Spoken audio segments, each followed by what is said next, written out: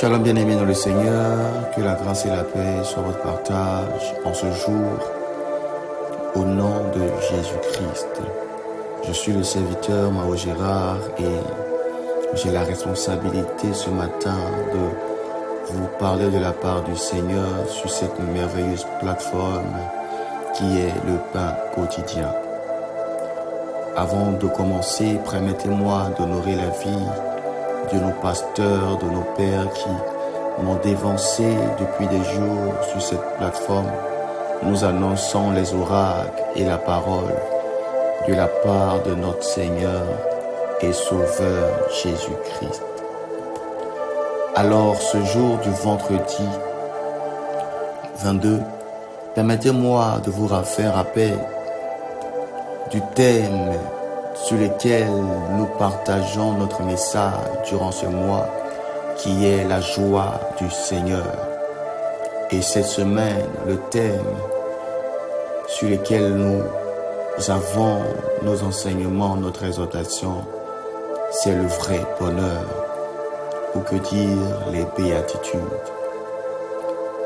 Pour moi, le thème sur lequel nous allons, par la grâce du Seigneur, vous communiquer, c'est heureux les pauvres en esprit. Nous lisons la parole de Dieu qui se trouve dans le livre de Matthieu 5, les versets 23. Nous lisons: Heureux les pauvres en esprit, car le royaume des cieux est à eux. Jésus prononce ces paroles dans un contexte où il s'adresse à une foule de personnes dont beaucoup étaient des gens humbles et simples, marginalisés par la société de l'époque. Frères et sœurs, pour la majorité des gens, chrétiens et non chrétiens, l'idée populaire est que la joie, le bonheur est fondé sur les circonstances et ce à quoi nous avons droit. Par exemple, quand j'aurai un bon travail, quand je trouverai un bon partenaire, alors je serai heureux. Quand j'aurai des enfants, alors je serai heureux. Quand les enfants quitteront la maison et alors que j'aurai mon espace personnel privé à moi, alors je serai heureux. Nous pensons que les circonstances extérieures apportent le contentement.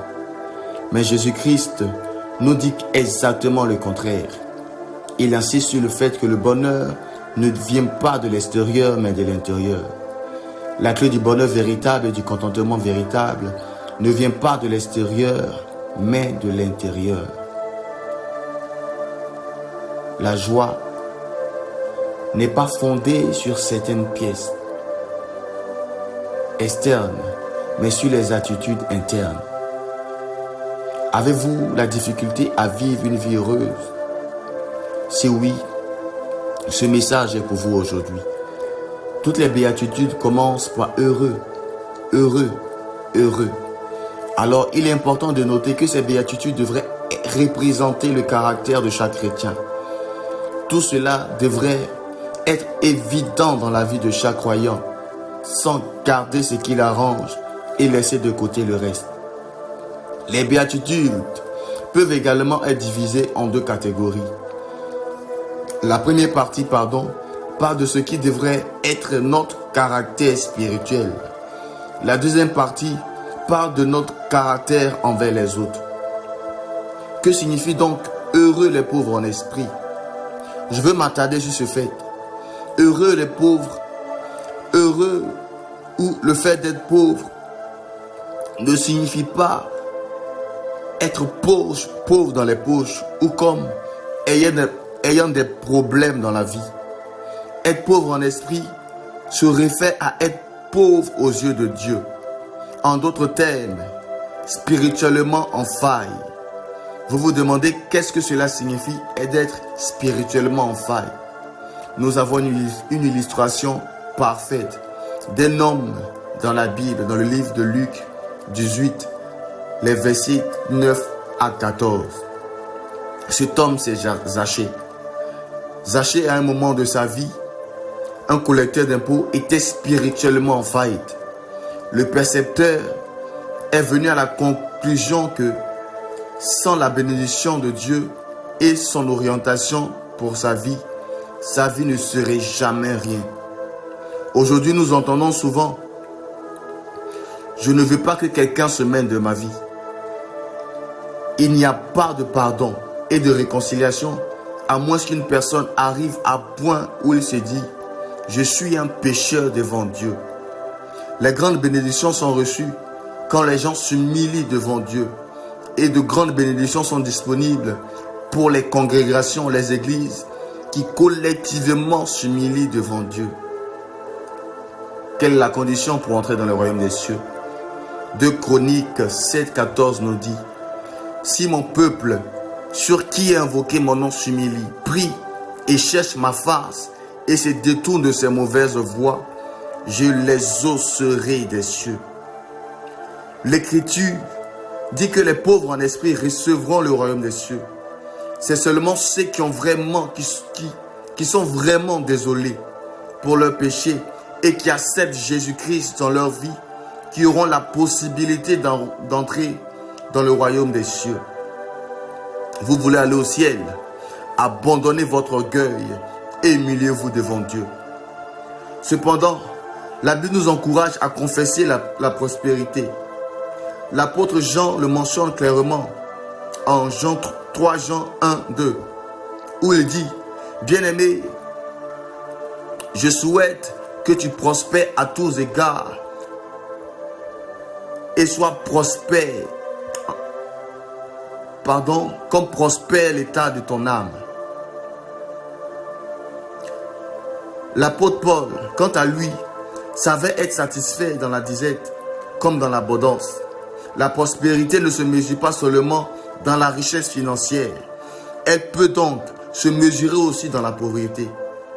L'on peut être pauvre financièrement, mais être riche spirituellement. La richesse n'est pas toujours signe de bénédiction.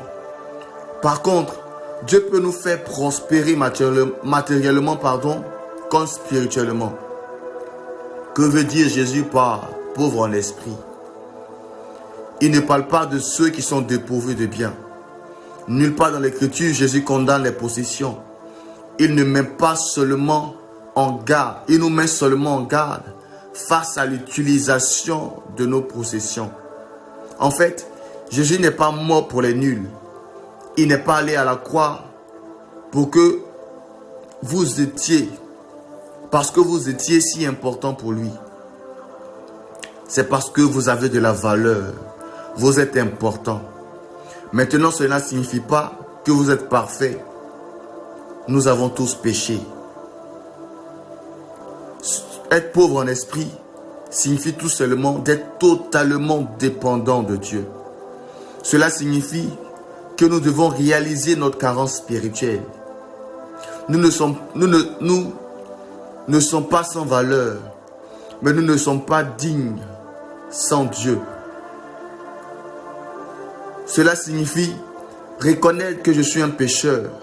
Cela signifie non pas utiliser des dictions.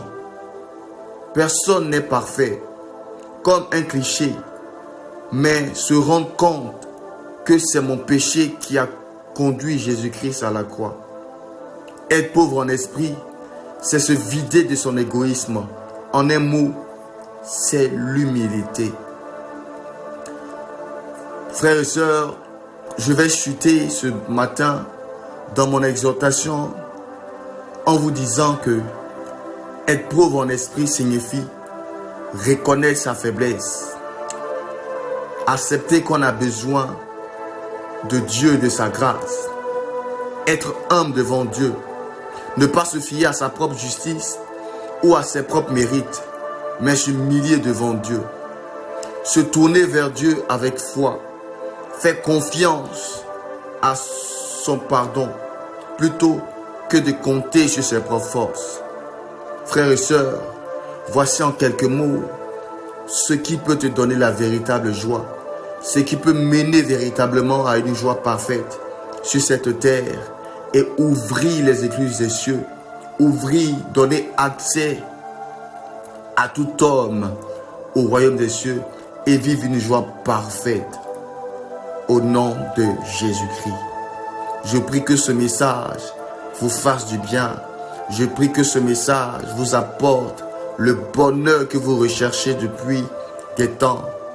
Que la grâce et la paix de notre Seigneur soient votre partage durant toute cette journée et pour votre vie entière. Au nom de Jésus-Christ.